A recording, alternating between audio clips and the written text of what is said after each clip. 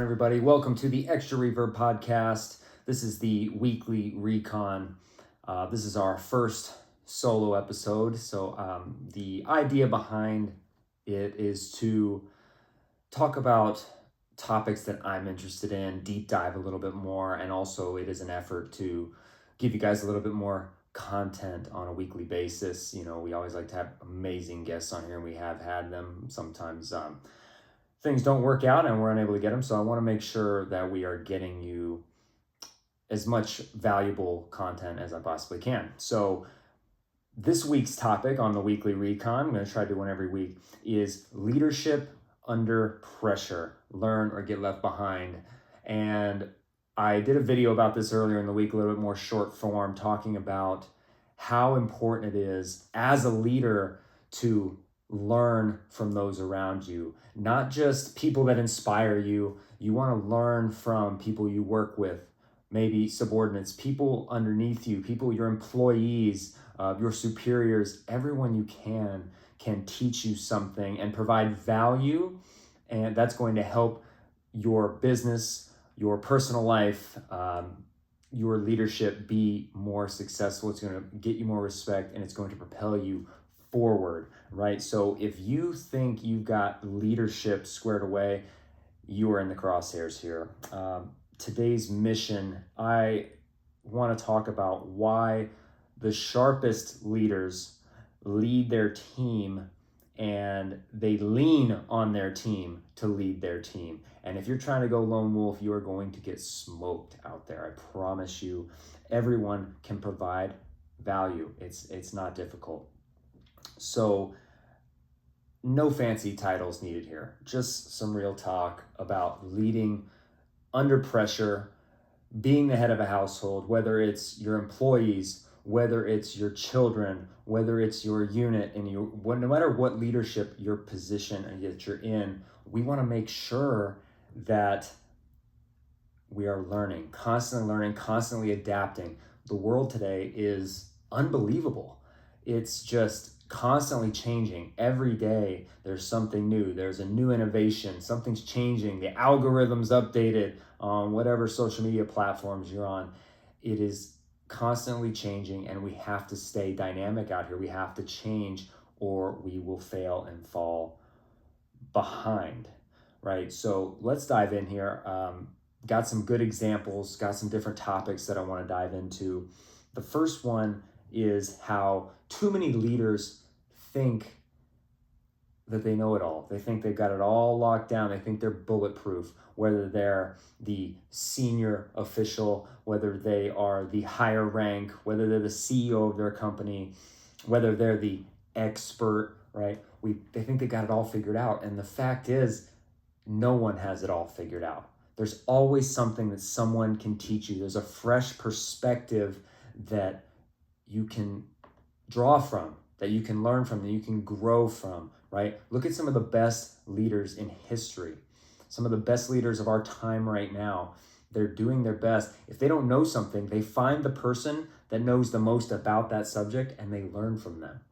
They hire them. They bring them in as a consultant.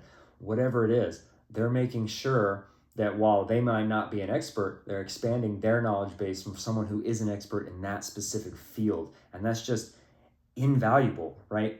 Picture, for an example here, someone that doesn't know how to learn. Picture some hotshot at a tech startup, and they ignore the sales team's warnings that the app that they're putting out is buggy, it's not ready to launch, and they go ahead and launch. The app flops.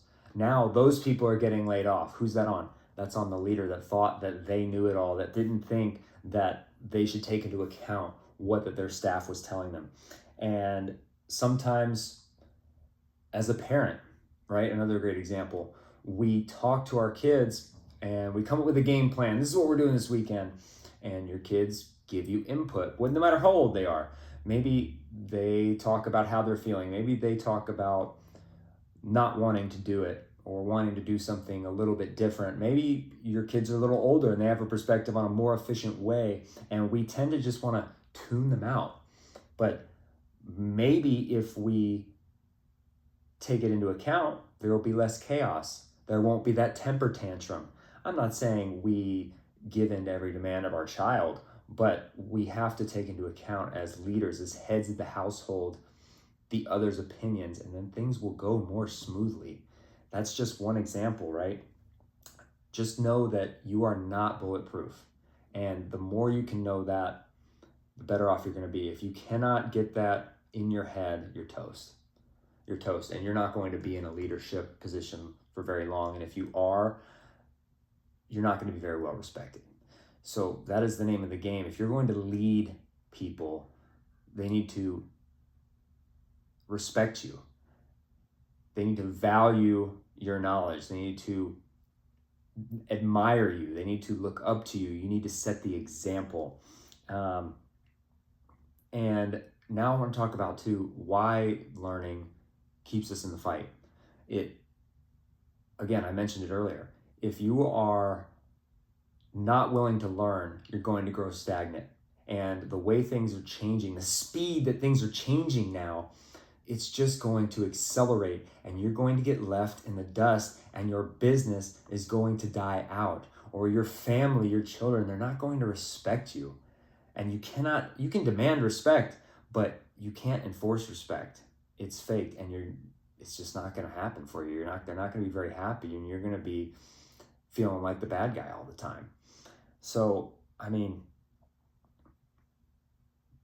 there are people doing jobs underneath you. Your employees, for example, they can see things that you might not see, right? You have to look at the big picture as the person in the position of leadership. You have to be looking at everything, and it's very easy to miss details. So someone that is heading up this department or this project might have some insight on something that you're not seeing because you're looking at the big picture, and it's going to help that big picture be more efficient, be better in the long run. And it is just as important to take that into account. It shows that you value them as an employee and as a person, and in turn, they're going to work harder for you. They're going to be more committed to the cause. They're going to believe in you as their leader. Think of a restaurant owner, right? 2023, post-pandemic, let's say. I talked to this person, and they said that their employees were noticing people and flagging different patrons of the restaurant and noticing they weren't going to be paying for these overpriced menu items anymore. And you're going to lose business if they're not willing to pay the prices, obviously. So the manager listened, adjusted the prices, and where other businesses were shutting down, their doors are still open to this day. She listened to the employees that were noticing this, took it into account, and executed. And now the company survives. The restaurant survives, doing very well. So, I mean, you have to adapt or you're going to bust. I'm going to reference a Harvard Business Review study that came to the conclusion, studying this very topic, that leaders who pivot without or with input beat the stubborn leaders who are stuck in their own ways that think they know best 70% of the time. So if you're willing to learn, you have a 70% better chance of beating out your competition who's not ready to adapt, who's not ready to learn.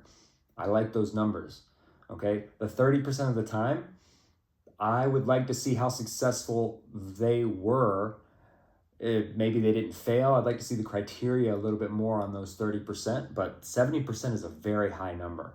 And I would like to be in the majority, the vast majority of people seeing success. So I don't know about you, that's just me, right? Market shift, your kids grow, problems evolve. You have to stay liquid. You have to move. You have to adapt, right? People rally behind a person that's real. And if you don't know something, ask the question. Don't be afraid. Don't think it's going to show weakness. Don't be afraid of being vulnerable to people underneath you or to your family members. They're going to respect you more, and they're going to rally behind you because it's showing that you're a real person. People want to be around what's real. They don't want to be around what's fake. And we see this so much with these social media influencers all over the place who give a shit about their appearance all the time, and they're worried. Just be yourself. Authenticity wins in the end, because if you're not authentic, it's going to get found out, and then you're a phony, and then it's all over. How many times has it happened? Who is that guy that was saying he was all natural and he was just eating all this meat and he was absolutely ripped, and come to find out he's on like every steroid in the book? I can't think of his name right now, but and now there's no credibility left there. If you give into the temptation of being fake for a second, your credibility's lost. And you need to be transparent. You need to talk about things you don't know with your employees and see who knows. See who can help you figure out the problem. Don't be afraid, and don't be afraid to apologize when you're wrong either. I do that with my kids all the time. Sometimes maybe I overreact to a situation and I explain to them why there was that overreaction, first of all, but then I apologize for my reaction. And it feels terrible to have to apologize. It feels terrible that I overreacted, but the response and the respect I gain from apologizing, from showing that vulnerability of, hey, I know I'm the head of this household, but I was wrong. I'm not always right. I don't know everything. And things go smoother. There's more respect. There's mutual respect. And it's just the most vital piece of being an effective leader. When people aren't willing to rally behind you, aren't willing to follow you into battle, aren't willing to go to bat for the company, it's not going to work. It's going to fail. That's just it, right? I mean, let's talk about some other large companies, right? Steve Jobs. Apple had an amazing comeback, late 90s. The guy got humbled, right? He brought in other people when this happened. What was the guy's name?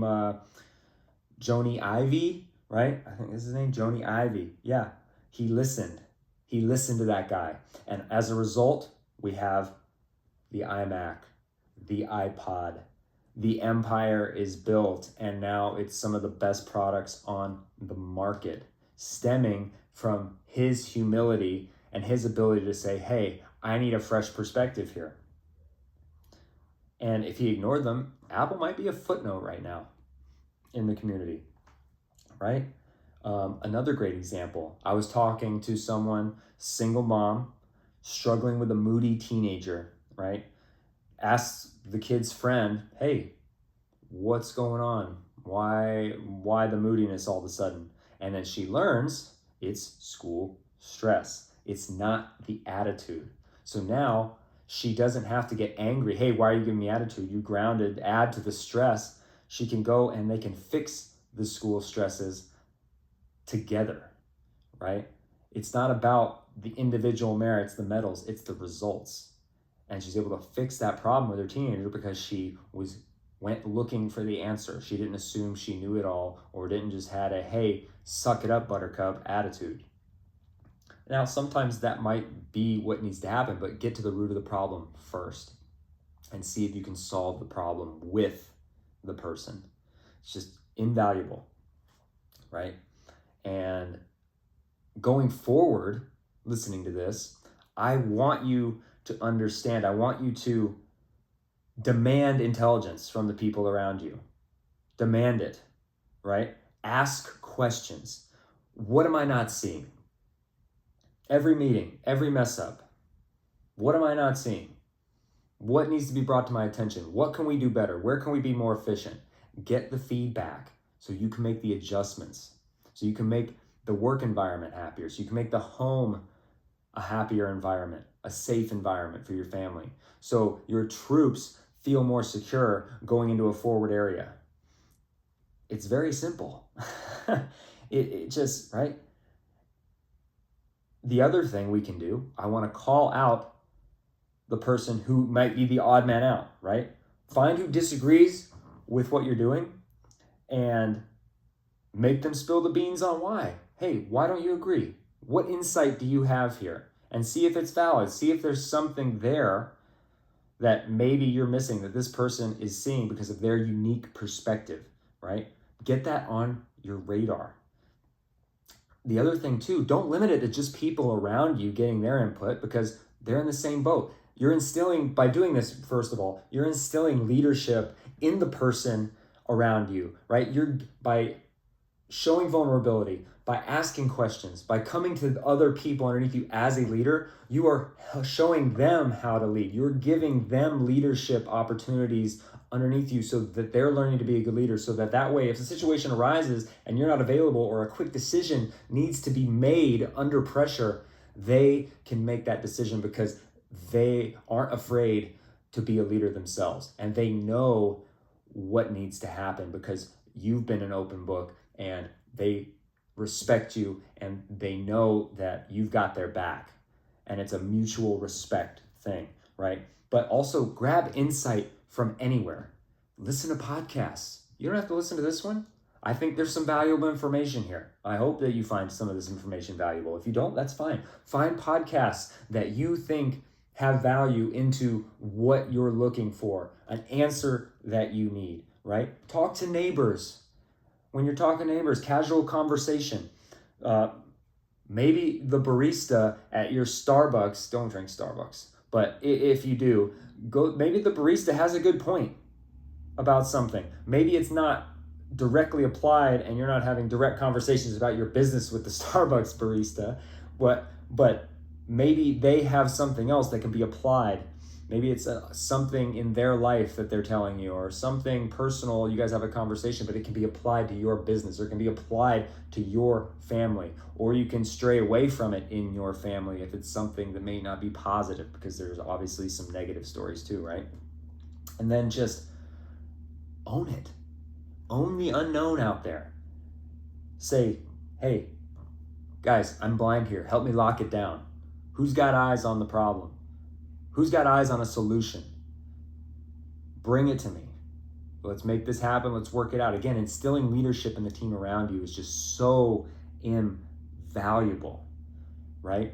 And then you don't have to do all this all at once. I know it's a lot to absorb, and we're going through a lot of different topics here, but pick one thing this week, one of these things, and drill it.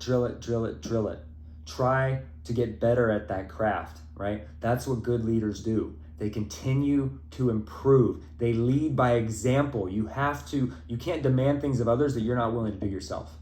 I've never once, whether it's someone I'm coaching, whether it's a client, whether it's someone who works for me, works with me, I'm not going to ask them to do anything that I haven't done or I'm not willing to do myself. Rarely is it something I haven't done. Usually it's something that I experienced, something that helped me, and I'm asking them to do the same. If they don't want to, that's on them. But I demand greatness from myself. I demand discipline from myself. You cannot demand that of others. You can lead by example. Show them through example of how you act, what's expected. And that is where the culture comes from. That is where the leadership comes from. That's where the respect comes from. And that's where they're willing to follow you as a leader, right? Last thing I want to add on this, leadership it's a firefight. You don't win it solo. You don't go in by yourself, right? You learn from your crew. You learn from your squad. You learn from your team. You stay sharp, and you will outlast anyone else that is dumb enough to think that they've got it all figured out on their own, because they don't. They don't. And they might not learn it today, they might not learn it tomorrow, but they will eventually find out, hey, oh man, if I knew that. How many times do all of us, I know there's plenty of times I look back and it's like, man, if I knew what I know now then, it would have been completely different. And it might have changed the course of my life. And I'm thankful for where my life is, but if I did this, if I knew this then, I could have applied it, and that might have brought me more success in doing that, in that past business that failed, in that past tennis match that I lost, in that past fight with the kids that I ended up just feeling like a complete asshole and didn't apologize, was too proud, or just disciplined them anyway, right? And then you have to earn that back, and it takes so much time to earn that back, especially from your loved ones. But I mean, everyone around you, if you are too proud or not honest enough with yourself to admit that you don't know, right? It's going to dissolve the culture around you, and people aren't going to want to follow you. They're going to leave. They're going to take their value elsewhere to where they know that their leader values them and knows what they bring to the table. And by involving other people, constantly learning from other people, and showing these people around you too that you're learning from other sources. Give them your sources. Say, hey, I loved this. Maybe you could learn from this too if you're interested, right? Present them with this information. Help everyone around you get better, and you will get better, and you will succeed further. Your company will grow. Your family will be stronger together, right? Now, I want everyone this week just to test this out, right? Ask the one person in your life, maybe the quietest person, find the person that doesn't speak out the most in your life, and ask them what they see. Ask them, how can I make this better? Or how can I do better at this? What do you see from me in this? And ask their opinion on how they think something can improve or how you can improve. And reach out to me. Let me know how it worked. Let me know if you learned something from it. I'd love to hear from you. But yeah, that's really all I have on this leadership topic, and especially learning as a leader. Learning as a leader, there's nothing more important in leadership, in my opinion, than the willingness to learn. And I really hope that you can take that away from this and start applying it when you're in leadership positions. You don't even have to be in a leadership position, but you can set yourself apart as a leader by learning from others and showing them that they have value. So thank you for locking in with me on the Weekly Recon, the first of many Weekly Recons. And I really hope you guys enjoyed it, found some value, and I'm looking forward to doing it again with you next week. It's really been great. Remember, the Extra Reverb podcast, we've got exciting new guests coming up, already booked in the coming days, and also the Extra Reverb shop is live. We got some amazing merchandise. We got hats, we've got shirts, we've got hoodies, we got all kinds of good stuff, and all proceeds go to help veterans in need. So go ahead and check that out. Share this with your friends. Also, 5-star reviews are very much appreciated. It helps us out so much, and it doesn't cost you a dime, and it really helps the cause. So until next time, this is Aaron May with the Extra Reverb Podcast Weekly Recon. Peace out.